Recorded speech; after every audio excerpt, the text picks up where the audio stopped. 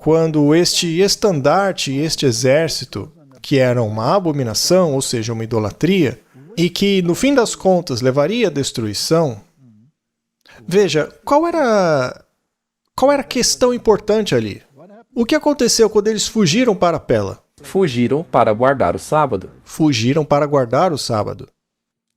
Quando os romanos sitiaram a cidade, eles montaram estandartes ou bandeiras nos quais eram retratados seus deuses pagãos. Estes estandartes foram plantados em uma área ao redor das muralhas da cidade, conhecidas como o solo sagrado. Lugar santo, Martin. Mas veja, não deve ser confundido com o lugar santo do templo, que é o primeiro aposento do templo. Não era lá. O exército estava fora dos muros. Do lado de fora da cidade. Este é o mesmo evento encontrado no livro de Mateus, que diz: portanto, quando virem a abominação da desolação predita pelo profeta Daniel estar em lugar santo, e quem lê que entenda, então os que estiverem na Judéia fujam para os montes. Muito bem, vamos falar sobre este lugar santo. Por que era chamado assim? Por quê? Esta era uma área de alguns quilômetros em torno da cidade. Mas o que havia de sagrado ali? Bom, temos que voltar à Bíblia para o tempo de Neemias. Ao lermos o livro de Neemias, vemos que uma das últimas reformas introduzidas foi a reforma do sábado. Ele percebeu que os mercadores, os comerciantes, chegavam a Jerusalém no dia do sábado para vender suas mercadorias. E ele repreendeu o povo, porque comprar deles no dia do sábado era pecado. Então ele limpou aquela área ao redor da cidade e ordenou que qualquer pessoa, qualquer comerciante que ousasse entrar naquela área sagrada em um dia de sábado seria exemplarmente punido. Então, houve uma grande reforma na cidade, porque esta área santa colocaria um fim à profanação do sábado, e ele limpou aquela área. E esta área foi limpa com o propósito de guardar o sábado. Portanto, aquele lugar santo que ficava ao redor da cidade foi santificado por causa do sábado. Deu para entender? Muito bem. Então, este ídolo, que é uma abominação, chegaria para profanar, porque, afinal, ele não deveria estar naquele lugar santo. Ele se colocaria num lugar onde nunca deveria estar. Ele iria fazer o que não deveria ser feito ao redor da cidade de Jerusalém. O que esse ídolo faria? Ele violaria um preceito. Então, tem que ver com a questão do sábado, porque era dele que se tratava esse lugar santo. Vamos analisar um pouco mais fundo. Vejamos esta afirmação feita pelo Espírito de profecia. O tempo não está longe como, assim como os primeiros discípulos, seremos forçados a buscar refúgio em lugares desolados e solitários. Assim como o cerco de Jerusalém pelos exércitos romanos foi o sinal de fuga para os cristãos judeus, a tomada de poder por parte de nossa nação no decreto impondo o sábado papal será um aviso para nós. Será então tempo de deixar as grandes cidades em preparação para deixar as menores e se refugiar em lares isolados, em lugares isolados entre as montanhas. Então, aparentemente, acontecerá um evento paralelo. Houve o primeiro cerco sob Céstio, no qual o exército romano acabou se retirando, o que deu ao povo de Deus um período de tempo para se reagrupar e, na medida do possível, afastar-se do perigo. Depois viria um segundo cerco, que seria paralelo ao que aconteceu no cerco de Tito, do qual não haveria escapatória. Isso é muito sério. Muito sério. Bom, em 1897, em uma carta, a Carta 90, para ser mais preciso, ela fez a seguinte afirmação: o mundo protestante montou um sábado ídolo no lugar onde deveria estar o sábado de Deus. E eles estão seguindo os passos do papado. Por esta razão, vejo a necessidade de o povo de Deus se mudar das cidades para lugares isolados no campo. Afirmação interessante? Há ainda outra afirmação na Review and Herald. E será assim novamente. Mas a batalha será travada em torno do dia do sábado, o sétimo dia. As autoridades deste mundo se levantarão em seu orgulho e poder para fazer leis para restringir a liberdade religiosa. Eles assumirão um direito que é somente de Deus. E assim como Nabucodonosor, pensarão que podem forçar a consciência que só Deus pode controlar. Mesmo agora, eles estão dando um passo à frente. E veja, isso foi escrito em 1898. E isso eles continuarão até atingirem um limite que não poderão ultrapassar. Então Deus intervirá em favor do seu povo leal e cumpridor dos mandamentos.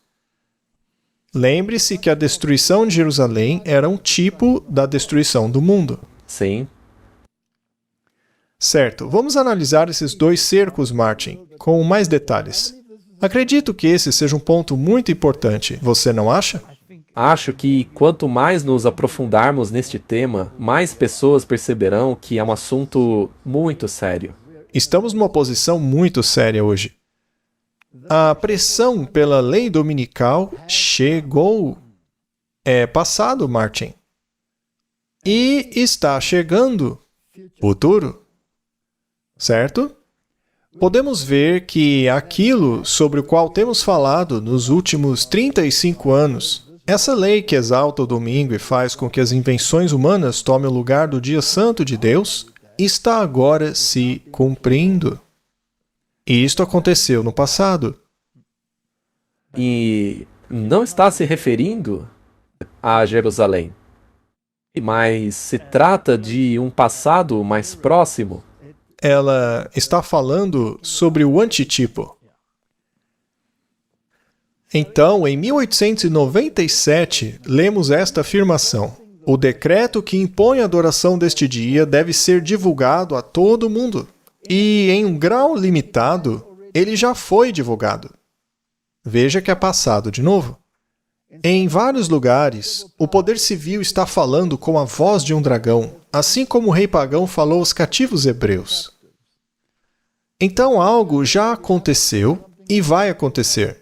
Houve o primeiro cerco e houve o segundo cerco. Mas o que foi que aconteceu? Vamos dar uma olhada nisso. Quem estava governando naquela época? Quem estava no poder? Bom, em 1888, o mundo testemunhou o primeiro cerco. Bem, foi na ocasião que o Congresso americano apresentou o que foi chamado de Lei do Descanso Dominical de Blair. E dizia assim: para garantir ao povo a alegria do primeiro dia da semana, comumente conhecido como Dia do Senhor, como um dia de descanso e para promover sua observância como um dia de culto. Apresentado pelo senador Blair de New Hampshire em 21 de maio de 1888, encaminhado à Comissão de Educação e Trabalho, audiência sobre o projeto de lei de 13 de dezembro de 1888, relatório da audiência, documento diversos número 43, não relatado, fora da comissão, CR 194155, propondo uma emenda à Constituição dos Estados Unidos referente a estabelecimentos religiosos e escolas públicas gratuitas. Resumindo, união entre a Igreja e o Estado. O Donald Trump não acabou de dizer: esqueçam essa separação. Sim, e ele disse que provavelmente isso acabaria nos tribunais, mas a Pam Gold cuidaria disso. É verdade. Continuando, ordenado a ser arquivado, posteriormente encaminhado à Comissão de Educação e Trabalho, audiência sobre medida de 15 e 22 de fevereiro de 1889, não reportada, etc. Enfim, em 1888 propuseram uma lei dominical e queriam implementá-la. Mas o interessante é que o estopim disso foi uma feira econômica que representava não apenas os Estados Unidos, mas todas as nações. Todas estavam lá participando daquele encontro. E a questão que levantou-se foi: será que essa feira deveria funcionar aos domingos também? Aí eles aproveitaram a oportunidade para dizer: não, não pode, o domingo é sagrado, isso deveria ser lei. Entendi. E aqueles que se opuseram a isso foram presos. Já havia processo, então. Sim, já havia processo. As autoridades estavam convencidas de que fariam isso. Então este foi um cerco contra aqueles que acreditavam na liberdade de consciência e na guarda do sábado. Agora, um homem chamado Alonzo T. Jones, que por acaso era um adventista, e junto a ele outro homem chamado Elliot J. Wagner, haviam, um pouco antes disso, em uma grande questão dentro da nossa igreja, estabelecido a ênfase na justificação de Cristo. E isso é muito importante. Claro, funciona em conjunto. As coisas caminham juntos. Em outras palavras, não fomos salvos por nossas obras. E, assim, não somos salvos pela observância da lei. Nossa justiça vem de Cristo e somente de Cristo. Este é o nosso passaporte para o céu, e não as nossas obras. Mas veja, isso foi totalmente independente desse projeto de lei das chamadas leis azuis, as Blue Laws. Quando esse projeto veio à tona, o T. Jones fez um discurso magnífico que tocou tão profundo que o projeto de lei das Blue Laws falhou miseravelmente em consequência. Então ele foi ao Congresso. Sim, ele fez um discurso perante o Congresso. E o projeto de lei Blair fracassou. Figurativamente, então, o exército basicamente recuou diante desta aparente derrota. Mas sabemos que, como era de se esperar, eles já estavam planejando um segundo cerco, sob Tito, aonde ocorreu a destruição final. Então, não há um terceiro ou quarto cerco, apenas um segundo. Mas o que aconteceu depois? Vamos detalhar um pouco mais o que aconteceu naquela época. Vamos lá. Naquela época, foi organizada uma organização chamada a Aliança do Dia do Senhor. Ok. E esta Aliança do Dia do Senhor era uma organização que tinha que trabalhar entre os povos e em vários níveis para garantir que o domingo fosse reconhecido como dia oficial de descanso e que essa derrota ou desistência não se repetisse. E chega a ser curioso como eles veem essa coisa do dia do Senhor como importante. E, claro, para eles é o domingo. Mas, como é de se esperar, a Igreja Católica definiu o dia do Senhor como domingo sem usar uma palavra da Bíblia para essa alegação. Simplesmente dizem que o dia do Senhor é o domingo. Mas, como eu disse, não há uma palavra na Bíblia que afirme isso. Pelo contrário, o único lugar na Bíblia que define o que é o dia do Senhor está lá em Isaías capítulo 58, onde diz que o sábado é o dia do Senhor e deve ser tornado honroso. Portanto, a Bíblia reconhece apenas o sábado como o dia do Senhor. Mas é claro que Roma mudou isso, como sempre. Bom, então eles criaram essa organização para defender o domingo como dia do Senhor. Sim, para trabalhar nos bastidores e nas esferas públicas para garantir que o domingo se torne o dia oficial de descanso, e por lei. Muito bem, Martin. Curiosamente, a Aliança do Dia do Senhor nos Estados Unidos foi criada em 1888. Interessante. Vamos ler. Naquele ano, representantes de 6 grandes denominações protestantes se reuniram em Washington, D.C., para organizar a União Americana do Sábado. Este nome foi posteriormente alterado para Aliança do Dia do Senhor dos Estados Unidos.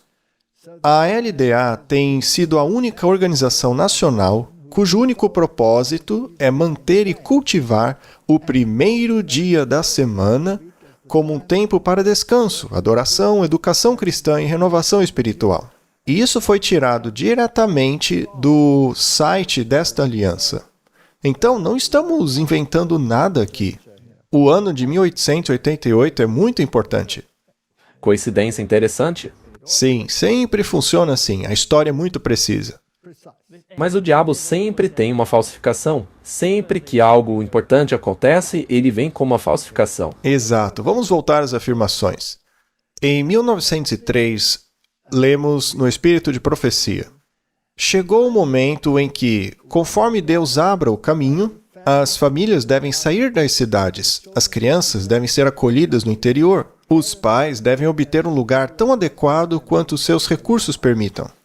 Bem, isso foi escrito depois do primeiro cerco, que foi em 1888, e visto que foi escrito em 1903, este é o período intermediário no qual você vê isto acontecendo, onde eles querem estabelecer o sábado idolátrico, e como reação a isso, deveríamos tentar nos distanciar das cidades.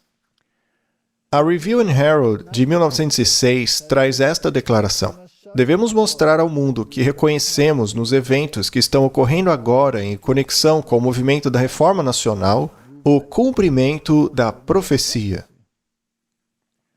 Aquilo que nos últimos 30 ou 40 anos proclamamos que viria, agora está aqui. Como vimos, o mundo estava levantando essa questão. Sim, estava fincando sua bandeira. Curiosamente, não foi só nos Estados Unidos que isso estava acontecendo. Nos Estados Unidos foi mais difícil, porque lá tem uma separação legal entre a igreja e o Estado. Então, teve que ser mais debaixo dos panos. Mas na Europa não foi debaixo dos panos, foi à vista de todos. Então, temos uma aliança do dia do Senhor em muitas, mas muitas frentes.